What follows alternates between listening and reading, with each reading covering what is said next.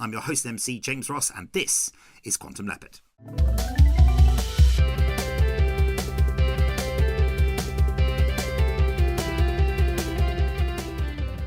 This episode we have the wonderful Alex Franklin. This set was recorded on the 18th of May 2024 by Aniruddh Ojha at Southwark Playhouse Elephant, and the editing was by Aniruddh Ojha as well. The interview took place on the 25th of September 2025. Contact warnings on this set for experience of transphobia. Enjoy!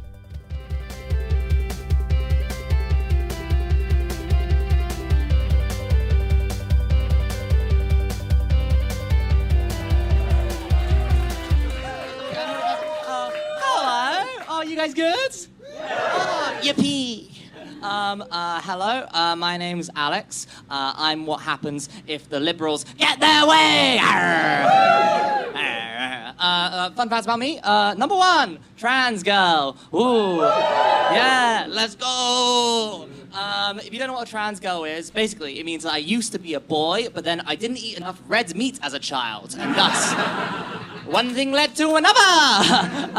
Fact number two, half Chinese. Ooh. Don't want to ruin that one, but man, I see where your allegiances lie. Yeah, you might be wondering, like, oh, trans, half Chinese, how do these two things interact with each other? Well, not really much, apart from it does mean that if someone were to call me a Chinaman, it'd be a hate crime on two different fronts!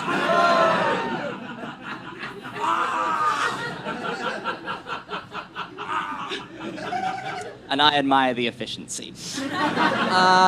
I did a degree in zoology at university. Do you guys know what that is and stuff? Yeah. Basically, if you don't know what it is, it's a bit like veterinary science, except whereas a vet might be able to, for example, save a horse, I would be able to identify that it is a horse. So I'm big on identifying, as you can tell.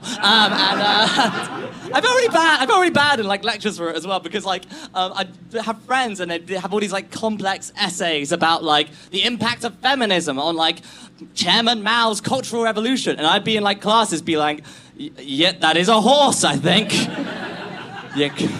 You can tell from the legs and the ears.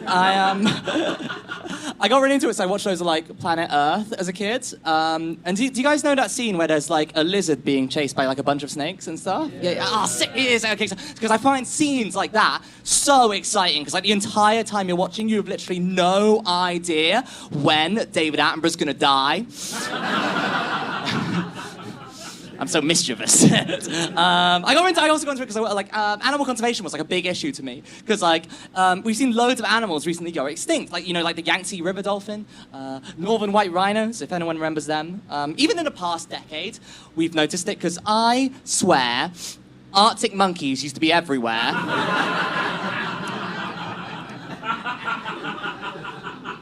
And I haven't seen one in years. A lot of people ask, they're like, Alex, why did you transition? And it's a very personal question, and it varies from person to person. But I guess for me, the question is like, well, why would someone go through all those hormones and those medical appointments and unpacking that internal turmoil and trauma that they might have like built up inside of them? And I don't know about for others, but for me, it's because I really felt the need to dominate women's Olympic rugby.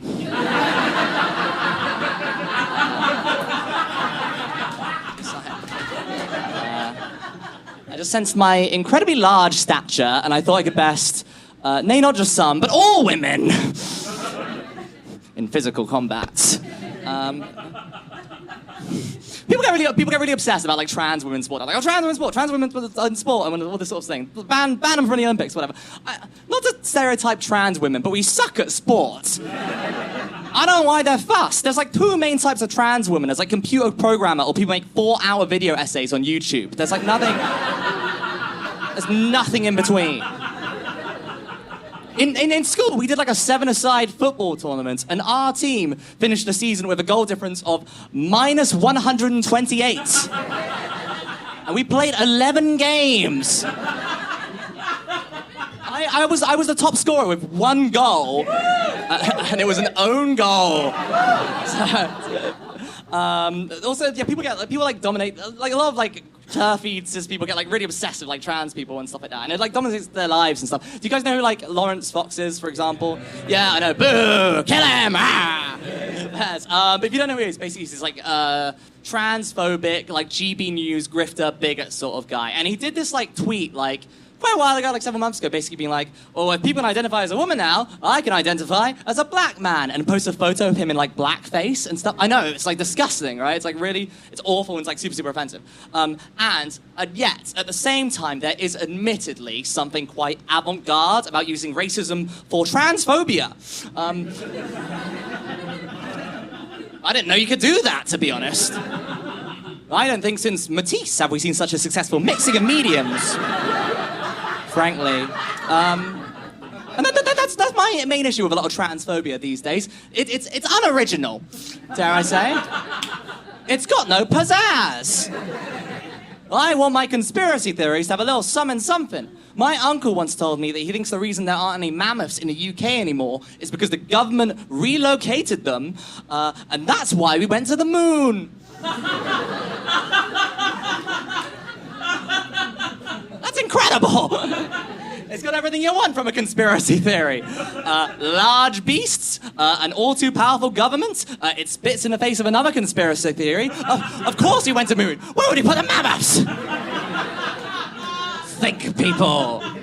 Stupid. I want to do a little thing else. I'm going to move this here and then get my laptop up. But like, one sort of like other conspiracy theory that a lot of like transphobic people get obsessed with is the idea that you can always tell when someone is trans. You can always tell, like, you know, from their body and their form and their silhouette. You can always tell they're trans, and it's empirically not true, because like biology is a spectrum, and so all features can end up being in a spectrum. So you genuinely you can't tell. But assuming it was, we're going to play a fun game, which is going to seem edgy, but I swear it's not, because I'm here. Because you're fine. I'll move this back so you can all see. It's a fun game. It's called Male or Female, a bathroom inspection by J.K. Rowling. I guess we'll start with this. I guess, which of these would you say is a regular man? I guess woo for number one. Woo for number one. Okay, woo for number two. Ooh, very, very progressive. That's good. We'll hang out later. Most of you, that was in this case here. That is the regular man, quote unquote regular man in that case. Second one. Which of these would you say is a regular man? Number one. Okay, number one. No, number two. Okay, first. Unfortunately, people who thought number one, that's actually incorrect. That is my grandma. So, that's my. Having said that, I asked if I could put her in this PowerPoint, and she said no. So this is just a generic Asian old woman. So, I'm sorry. You're accidentally racist. And then people said this one. I'm afraid that's also not quite right. That is actually two kids in a trench coat. I'm afraid. Two kids in a trench coat. Which of these would you say is a regular man? Number one? Okay, cool. Number two? Cool. Number three? A bit of a mix. Okay. People said number one. I don't know why. That's just a blob. I don't know why you said that. But it's unfortunately wrong. That is the hole from Hole in the Wall. So cool. People said number two. Also wrong. That is a chair. I'm afraid. That's a chair. That is a chair. And people said number three. That's also wrong. That is a second chair. Second chair. Which of these would you say? It's just 10 minutes of this. Which of these would you say is a regular man? Number one? Ooh, okay. And number two? Really? Unfortunately, that's wrong. That is a raccoon dressed as a man. And this is actually, people said this is correct. That is a man dressed as a raccoon. They're in disguise for different people. And final one, which of these would you say is a regular man? I guess number one? Number one? No? Okay, no. Number two? Oh, cool, bit of a spread. People said number one. Unfortunately, that's not quite right. That is award-winning writer J.K. Rowling, I'm afraid. So, award-winning writer J.K. Rowling. And people said number two. That is very correct. That is award-winning writer Robert Galbraith. It's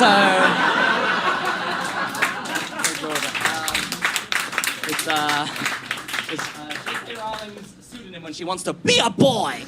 I think there's a keyboard and like some chairs somewhere around. I don't know. It's going to be grabbed. I think there was still somewhere upstairs. Okay. I can riff.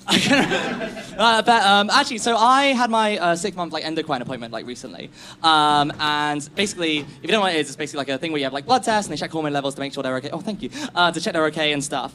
And also, fun fact. This is just true. I found out from that I have what has been medically diagnosed as a super liver, which means my liver is thrice the strength of a regular liver. I know. It also means I medically can't get hangovers. I know. You were so supportive until you found out what it was. You were like, I'm better than everyone. I'm the next stage in human evolution. I'm like a mutant. It's great. I'm like X-Man in more ways than one. Pretty good, I know. But like they sort of just like check how you're doing and make sure everything's all right and stuff. And one sort of question they asked was like, how do you feel? And I was like, I don't have to ask that. I feel pretty good. But I was like, so I didn't really answer it well in a meeting. But I was thinking how I could do a little song about what I wish I said there. But they were like, they asked like, how do you feel? And I was like, I feel alive. And the colours of the world, they seem twice as bright. And I laugh and cry. And the sunlight, it feels warmer than it's ever felt in my life. And every day I wake up with a smile. And I can finally live my dream of doing women's Olympic rugby. I wanna take up women's space. I wanna get the pointy rugby ball and throw it in their face. I wanna join a women's book club and pitch Jordan Peterson every day. And if they try to argue with me, I'll get loud and say they're gay. 'Cause the main objective of all trans people is to mess with people who want trans people. That's our one and only dream. I wanna join a women's chess club and be but that's I wanna join a women's chess club and then win every single game.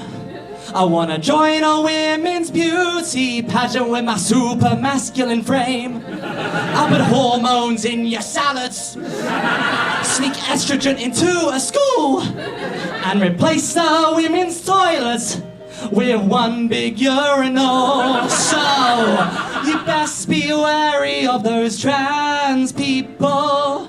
Those sneaky lying little trans people. 'Cause the scariest thing about all trans people is they looking at like you and me. Right.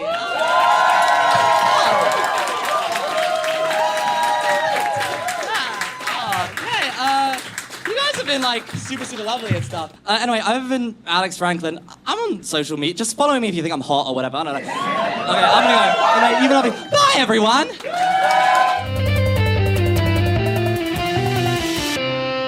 And that was Alex Franklin. That was lovely. So, Alex, thanks so much. So, in your opening minute, you get straight out and you address gender and ethnicity, and then move straight into the completely unrelated topic of zoology for 2 whole minutes, and then you go back to trans issues. So, I want to ask, like, is this like a conscious choice to move away from identity topics and break out of that mold before going back and like addressing them because that is what you need to address? Like, do you feel pressure to talk about those issues, and are you fighting that by talking about horses? Yeah, I mean, I think to a certain extent, I don't like being, I think I hate the idea of someone being like, I can predict everything you're going to do. And I'm like, fuck you. You don't know what I'm going to do. I'm going to talk about trans stuff. I'm going to talk about horses and shit. I think it is to a certain extent, like, I don't want to be pigeonholed as like, trans comedian, even though I do so much trans-based material. But I think I think it's almost like a bit of a thing, like, and I think it's to a certain extent, I think a lot of comedians do, where it's like, oh, here, let me just prove I can do comedy. Yeah. It's kind of like a way of being like, if they make the assumption I can only talk about trans stuff, let me just prove I can do other stuff first. Yes. And then have like this sort of the leniency to like go back to it. I think if they do make that assumption, I think Well, I was Okay. just saying, it reminds me a lot of like when you hear about artists who sort of do all this kind of like high concept stuff, and then they'll just take a bit of time out, and they're like, I'm going to do some incredibly elaborate, fine detail etched line drawing, or I'm going to do an oil painting just to demonstrate that, look, I can do this. I choose to do this stuff that is conceptual, to demonstrate that, yes, I have the artistic chops, I have the comedic skill to do this. But now I'm going to return to my preferred topic of, I don't know, like pooing in a bag or like juggling geese or whatever it is. That's saying that sounds great. Yeah, I'd love to poo in a bag. I think it'd be sick. I mean, I don't know. What led you to zoology? Like, were you inspired by a specific horse as a child? Okay. So I was gonna be like, I was like, I don't have a specific horse, but then I actually do think I have a specific horse. I actually was like, I was very much asking that in jest, but like, okay, who's the specific horse? Tell me about your formative horse.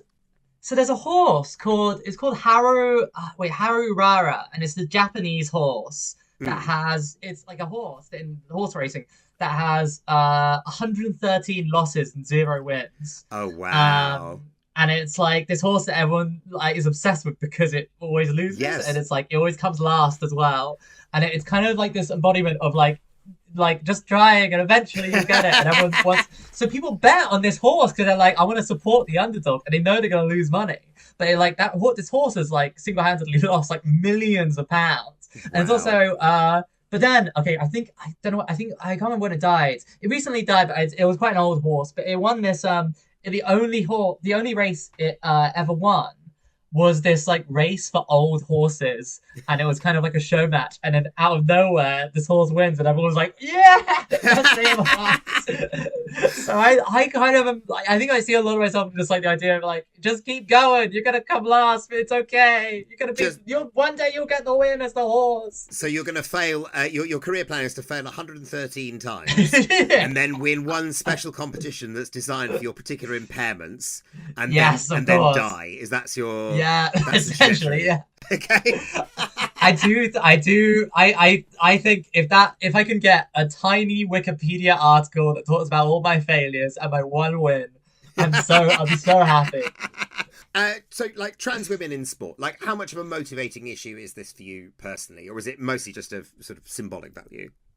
I think it's like, I think I have no. Okay, on a personal level, I have no real interest in sport, but I think although having said that, I played a lot of esports stuff as a child, which is a whole weird world in itself. And I spent like 10 hours a week playing matches with a team and stuff, and then like training and drilling and stuff. It was like, I was good. I was good. Yeah. I think I was top. And this sounds more impressive than it is. It's like, but I was top 0.5% in Europe at the video game League of Legends, which I think is good, but it's not like as good as people think. In the same way that I think, people would be like, if you're like I'm top 0.5% in football, everyone's like, oh, that's really good. But then you're like, actually, in the grand scheme of all people who play football, it's fine. You're like, you do okay. I think I think it. I guess it.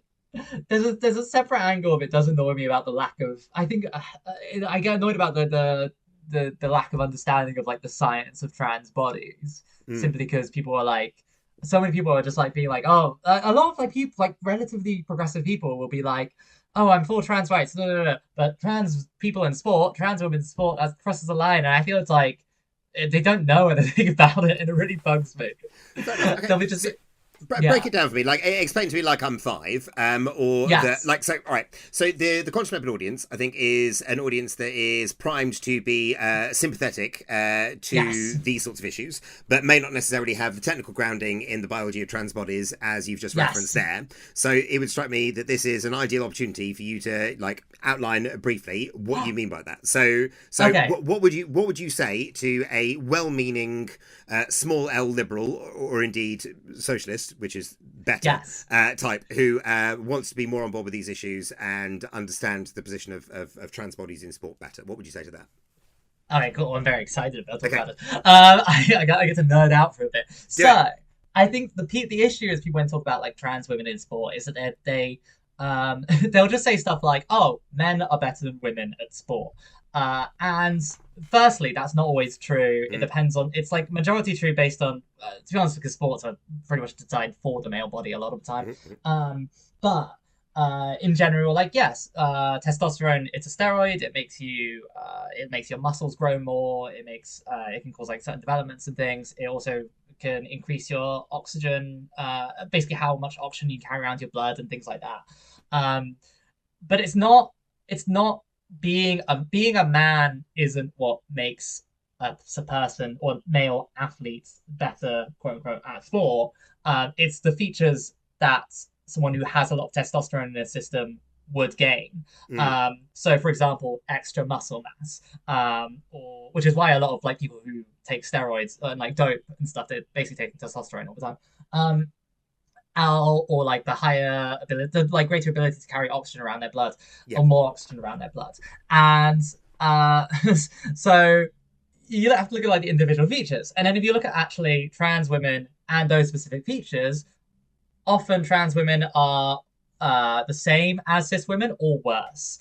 So, for example, I have my level of testosterone is very low. I know it's actually lower than by far than pretty much every woman, every cis woman, at least, because I'm on anti-androgens, so essentially the androgen receptors are literally they're blocked. They can't even be used half the time, and also the amount of estrogen I put into my system is used to suppress the level of testosterone, so I don't even produce any currently. Because of that, it means that it's actually very hard for me to put on muscle mass. It means my ability to put muscle mass is actually lower and worse than a cisgender woman. Same for like stuff like the oxygen around the body and things like that. I guess and some people will be like, okay, well then you still went through male puberty, so maybe there's an advantage here. And it's like, yes, there may be some slight advantage depending on the person. If we talk about like women's, like at the WNBA, for example, the women's basketball in America, the average height of a cisgender woman, the average height of a woman in that league is 6'1". My average height, my height, just my height. My average height, depending on the morning and night. Yesterday, and Alex Franklin in 2 days' time. Yeah, they average out that. Yeah. Okay. So my height is I am 5'9". I am at least a sizable chunk below the average of women in the WNBA. I have that to suggest that I have a biological advantage because I went through male puberty. It's like, well, I clearly don't because I am smaller. So it's like, so I think we basically use a lot of this like vague language and general things to be like, oh, it's because you went through male puberty or because you have XY chromosomes and things like that. It's not, those things aren't the things that cause people with male bodies to be like stronger or have more muscle mass. It's all the other things, or for example, reach and things like that. It's like all the other things, and then you could account for that. And then then there's definitely the argument of being like, well, if like a trans woman was like 6'9" and wanted to join the WNBA, would that be okay? And it's like, then you have I would argue the concept of like, well, like, what is this category really for? Like, why do we divide sport into like men and women in the first place? But I would at least understand that point of view, because it's them being like, oh, they have an advantage over everyone else, and it's a clear advantage. Like most trans women have no advantage. Yeah. In fact, pretty much I think historically you can also see that like no trans women don't do well in sports competitions. Even the athletes that were athletes already, they join and they actually do terrible a lot of the time. There's only been one trans female Olympian and she came last. And then literally did she run 113 races and lose every single one of them? Is that where we're at? No, but that would be the dream. Imagine if I told you that horse story and at the end it was like, and that horse was transgender. You'd be like, I'd be like, that's why I support this horse. This horse is the trans experience. But yeah, loosely I don't know if that all made sense, but that's kind of my issue with it. Is that like it did, yeah. So go on. I think you did a really good job there of outlining the issues and addressing the sort of the key points that might be the the sort of the motivating factors, and also addressing the sort of the question of like actual trans athletes attainment, which would be, I mean, that's ultimately the end result, really, isn't it? Yeah. Well, lovely. Well, thank you very much. I've been entertained and informed this evening, so Thank I you. appreciate that. Yeah, lovely. So in your introduction to the multimedia bit, you weave in a bit of the zoology again with the biology as a spectrum when discussing the paranoid transvestigators. So I'm in no way a scientist, but when even something as apparently clear cut as species is ultimately fluid because of things like ring species, I think it's relatively easy to then say that gender is as well when it's socially constructed. So by the way, anyone who wants to get all of the visual jokes in this bit, video of all Quantum Leopard shows is of course available, patreon.com/Quantum Leopard. We only charge £1 per show, and we only charge when a new live show video comes out. So this bit I think is a really nice change of pace that parodies the absurdity of that particularly obsessive kind of transphobia, and then you move into a song that finishes your set off and echoes a lot of the themes and techniques that you've used previously. You know, you're taking absurd claims of the quote-unquote gender critical to their illogical conclusion. So I mean, on the musical point, so is your background or future in fact in musical comedy? Like, have you considered doing a purely musical comedy set or hour? Yeah, so I guess yes to both. Yes to. So my background is when I was younger, I did I guess the first like stage experience. I did a lot of singing when I was a child, and I kind of hated it. But I was like, kind of made to do it, but also kind of like I felt like I needed to do it to like impress people and stuff. I did a lot of like when I was really young, I did like professional opera singing. It's like a small child. Professional opera singing. Yes, but like not like the a couple of solo things, but mostly it was like, you know, in like you go to watch an opera production, they wheel out a bunch of kids to look cute and then sing like kind of an aria or whatever, and then just like die or whatever. That was me. So I would basically be wheeled out, sing like a little bit, being like, we're small children and we think this, and then go and then just leave, and that was the whole bit. I mean, that's significantly more professional opera singing than I think most people listening to this podcast would have done. Like, that's really very impressive. Yeah, I mean, I think I didn't really know what I was doing. I kind of was just like because I just had a loud voice, and so they were like, "You're loud," and so they put me in I actually got kicked out. I forgot about this. I got kicked out of when I was 7. I got kicked out of the junior choir at school because I was too loud. Wow. When I was singing. I was too loud when I sung, and so they kicked me out. And then the person who ran the school choir, which is for older people, they heard about it and they were like, "Hey, I hear you're a bit of a rebel. I hear you've been kicked out of junior choir." And they brought me into the higher one, and it kind of just spiraled from there. Wow. But I think it was I think I had a bit of like a hate relationship with it, and then now I'm much more learning to like do it at my own pace and love it again and stuff, like all the singing and musical stuff. And then speaking of the future things, I don't know. I think you might know this, James, but if you don't, but I've written. Well, me and my friend Nicola McMurtry have written a musical called Mothman: A Romance Musical, which is a comedy musical about the West Virginian encrypted Mothman and a girl falling in love with him and trying to fuck him. So that sounds amazing. Nicola McMurtry, of course, another Quantum Leopard competition winner. So it's an all Quantum Leopard competition winning composing team there. So that's very exciting. Lovely. Although her was a fix. She was a fix. I promise. She was like, don't look. I demand a recount on Nicola McMurtry into whether she deserved to win. Cool. We've got a couple of questions from our regulars. So Dave asks, does your love of games also influence your not game-related comedy? Do you gamify how you write, perform, do admin, etc., travel to shows, that sort of thing? I don't know. I kind of maybe. I didn't think so, and then I was like, my girlfriend was literally like, "You talk like a gamer," and I was like, "What the fuck does that mean?" What, like neat speak? Like, I don't know. I think because I kind of don't understand. I think it's just like the way I speak about stuff is quite like I occasionally as a joke will describe stuff as being nerfed and buffed or like ganking or like I saying like, what do we think, chat and stuff. Like, but that's not like, I don't think I do that regularly. Yeah, I've had it recently. I spotted something recently. I read something about like addressing chat is like it's like the fourth person. You know what I mean? So you're not addressing first person, the second person. You're not talking in the third person. But chat is like this external force that you're referencing, like the ambient presence of the gods in Greek literature and drama. Like, yeah. All right, cool. Well, I think that's something you need to take up with your girlfriend. So, Dave, you've caused a certain amount of romantic friction there. I hope you're happy.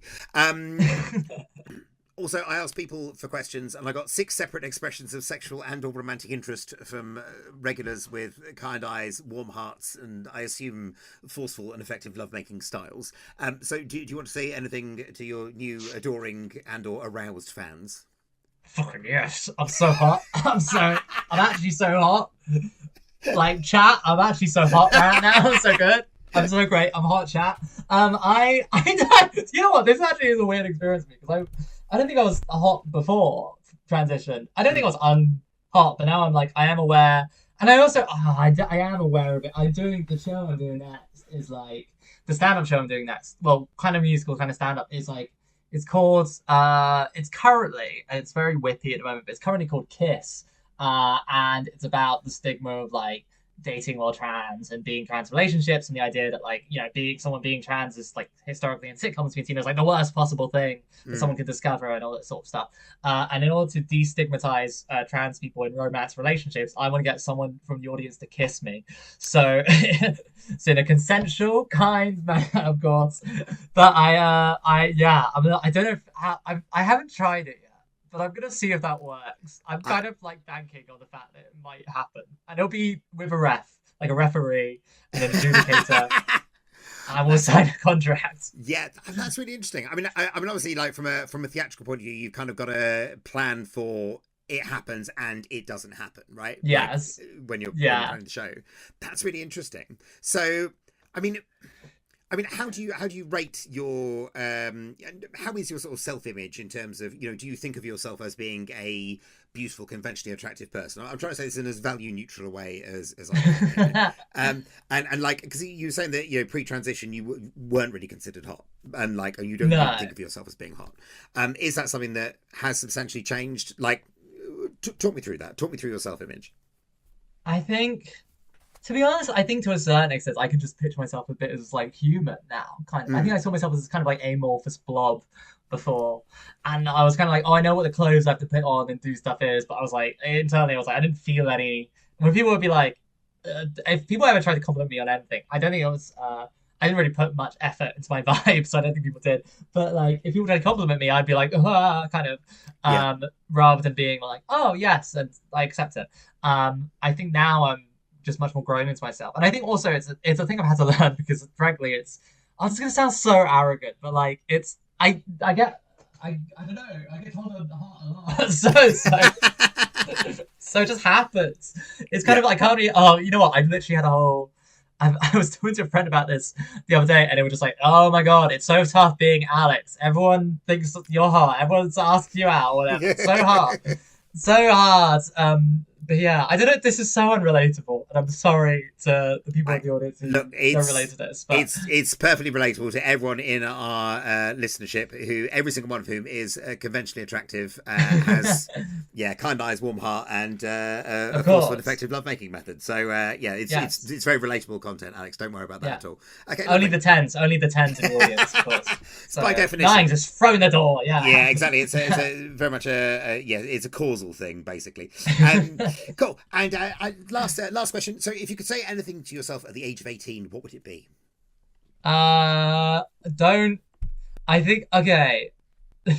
Genuine answer, and then like sort of genuine but kind of silly answer. I think genuine would be the vibe that I'm like, I'm very afraid of being myself because I was like, oh, myself is evil, monstrous, all this sort of stuff. Grew up in quite like a relatively right wing, sort of sometimes religious home. It was confusing, but like I think because that I had a lot of harbored sort of self-hatred. I think just the idea of being like, hey, it's chill, you're cool, and also being trans it's all right, and it's kind of funny, and it's everything it will be all right in the end. I think is the nice sort of wholesome thing I'd say. The other thing I'd say is I had a tendency at uni I would drink 2 liters of Mountain Dew before every exam, and one time 4 liters, and I would stay up the entire night revising.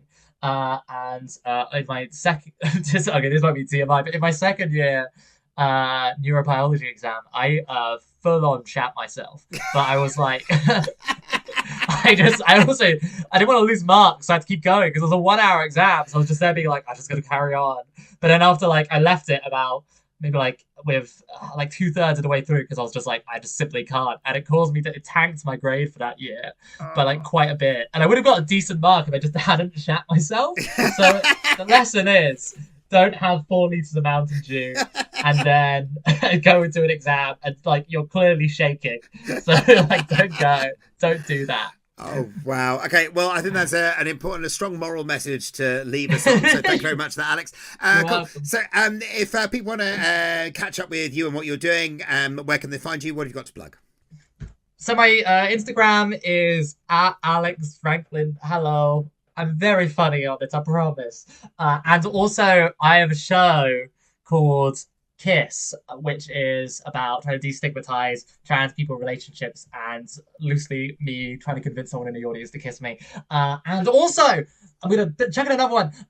We've written a musical called Mothman, a romance musical with Nicola McGurtry as well. We've written it. It's about a girl falling in love and trying to fuck Mothman. There's a lot of kissing and fucking and all the work I do out of nowhere. I don't know where this happens, but it happens. So lovely stuff. And if you follow Alex on Instagram, I'm sure that plugs those shows and direct links and tickets, etc., will be all over them when they are available. Lovely stuff. Lovely stuff. Lovely stuff. Thank you so much for a lovely set and a lovely chat, Alex. I'll see you in a bit. Bye bye. You're welcome. Bye. Bye.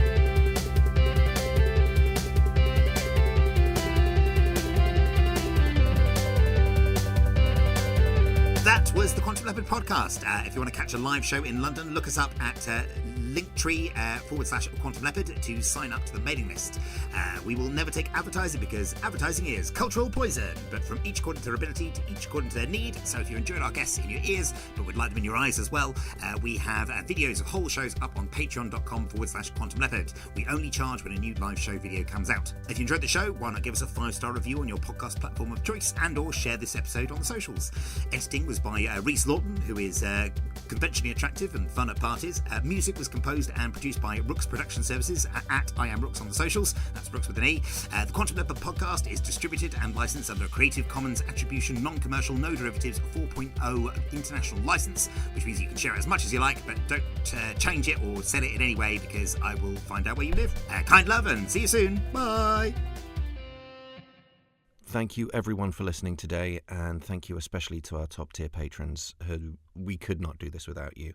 The wonderful Gareth, the brilliant Jenny, the incredible Kate, Niblick, whose glory is brighter than a billion suns, Richard, who makes angels weep, Terry, who's just so superb that those who gaze upon them weep at their loveliness, and also another Richard. We've got 2 Richards.